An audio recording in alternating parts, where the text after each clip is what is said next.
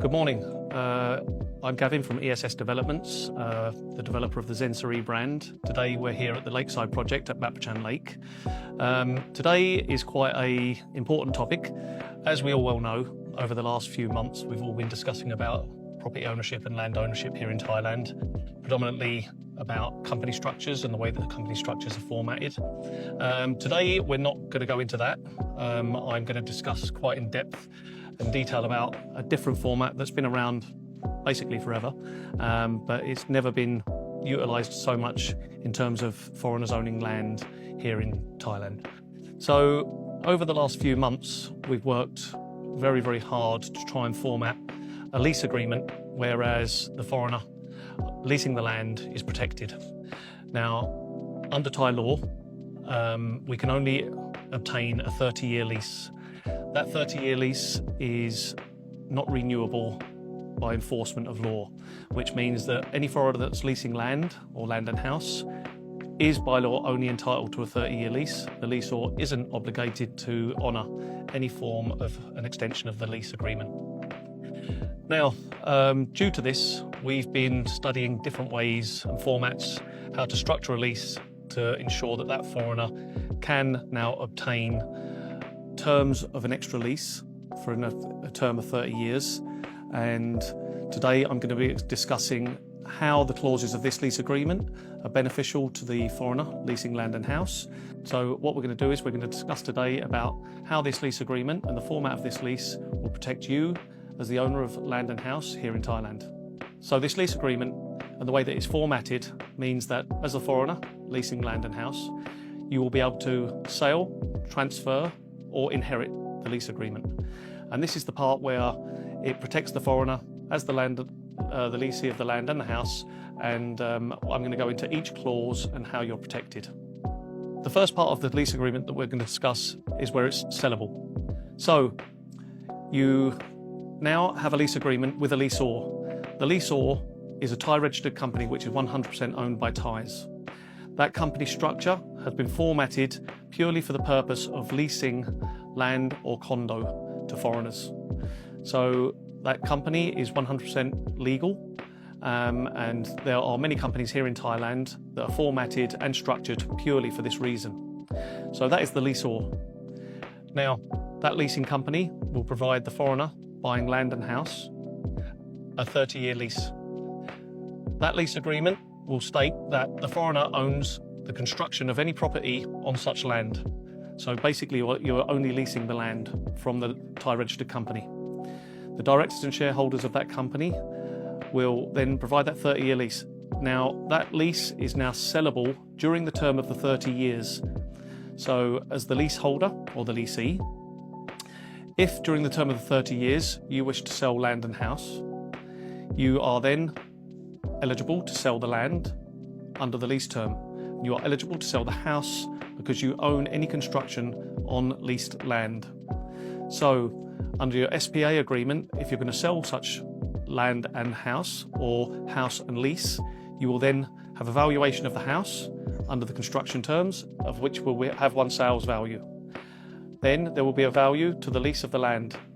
Now, so as an example, you bought a house for, let's say, 10 million baht 5 years ago. You have 25 years remaining on your lease agreement. You decide that you want to sell the house. So you're effectively going to be selling the house and you're going to be selling the 25 remaining years of the lease term. Now, for protection, under the lease agreement, it states that if the leasee wishes to sell their lease at any term during the term of the 30 years, you will, as the buyer, you will obtain a new 30-year lease. Obviously, there are fees associated to this. Fees are the leasing company or the leaseor will obtain 1% of the sale value of the house, not the lease of the land. And the leasing company will charge an admin fee of 50,000 baht. This means that at the time of sale, all parties will go to the land office, the existing lease will be terminated, a new lease will be formatted in the buyer's name, and a new lease will be registered at the land office for a term of 30 years. Part 2 of the lease agreement is transferable. So, unlike sellable, where we are selling on the lease from foreigner to foreigner, Transferable means that, let's say, for example, you want to sell your house and the land that's leased from the leasing company or the leaseor, and the buyer happens to be a Thai national. That means that you want to transfer the property, such as the house, constructed house, and the leased land out of the leasing company or the leaseor's company. So, again, there are fees associated to this. At the time, you notify the leasing company or the leaseor that you wish to transfer land and house out of the leasing company, and you will then go to the land office. The leasing company, again, will receive 1% of the sale value of the land and house registered at the land office. Also, there will be an administration fee of 50,000 baht. So now you are legally entitled to transfer during the term of the 30 years land and house and terminate the lease agreement from the leasing company or the leaseor. So you are protected as the buyer or as the owner of the house and leased land in being able to transfer that property from that leasing company or the leaseor's company. Under the terms of the lease agreement, the lease is inheritable. So under Thai law, any heir to any property is entitled to take possession of that property. You already, under the terms of the lease, own the property that's on leased land. Now, that means that basically you're going to inherit any lease agreement and the existing terms of the lease agreement. So, should the leasee become deceased at any time during the term of the 30 years, the next of kin, which will be detailed in the lease agreement, or the next of kin as per any registered will, which will override any heir within the lease agreement, will inherit the remaining term of the lease. Now, this will also associate with fees. So to change the name of the leasee at the land office, the leasing company will provide a 50,000 baht invoice for services rendered to go to the land office to change the name on the remaining term of the lease agreement. Now, let's say that you're 15 years into a 30-year lease. The heir of your lease will obtain the remaining 15 years. Should the heir wish to extend such lease agreement for a new term of 30 years, the existing lease agreement will be terminated, a new lease agreement will be registered, and fees will be paid at the land office to register a new 30-year lease in the name of the heir or the next of kin. So now your lease is inheritable, and the heir or the next of kin does have the option to obtain a new 30-year lease term under the terms of the lease agreement. Many questions that we do get asked are regarding the leaseor or the leasing company. This is regarding, can the leasing company change directors and shareholders? Yes, they can. They have to notify any company that's leasing land from that leasing company. Because the lease is registered on the back of the title deed of the land, the leasing company is not able to take any finance liens or obligations against such land. Does the leasing company have to do an annual audit? Yes.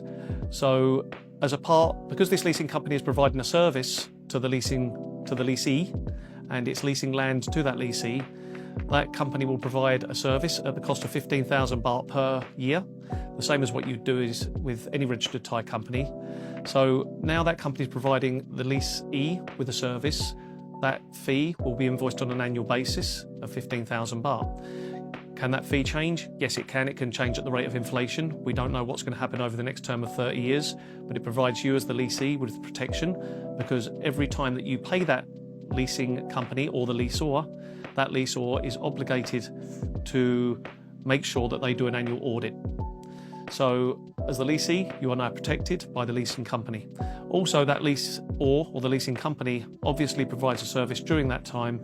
There may be multiple properties within that lease company, which means that any of those properties that change their terms, whether it's been sold, transferred or inherited during the term of the year, 30-year term, obviously it's going to be gaining income, which means it also has to do an audible tax every year. That company is here to provide a service. As one of the more reputable developers in Thailand, here at ESS, what we are doing this for is to provide a service to you as the foreigner looking to buy property here, whether that be land and house or a condominium in Thai quota. This service and the way that we have structured this lease agreement is eligible for both land and condo. If you have any more questions regarding this lease agreement and the terms of the lease agreement, and whether you want to come down and discuss this with me, please come and see me at any of the offices, or you can contact any of our sales staff and we'll be happy to go through this and discuss the terms. If you have an existing property by any of the ESS development projects, szmWuu3l or Serenity, again, you're welcome to come down and see us, and any properties that are in existing companies, we can also provide this service for you. Thank you very much.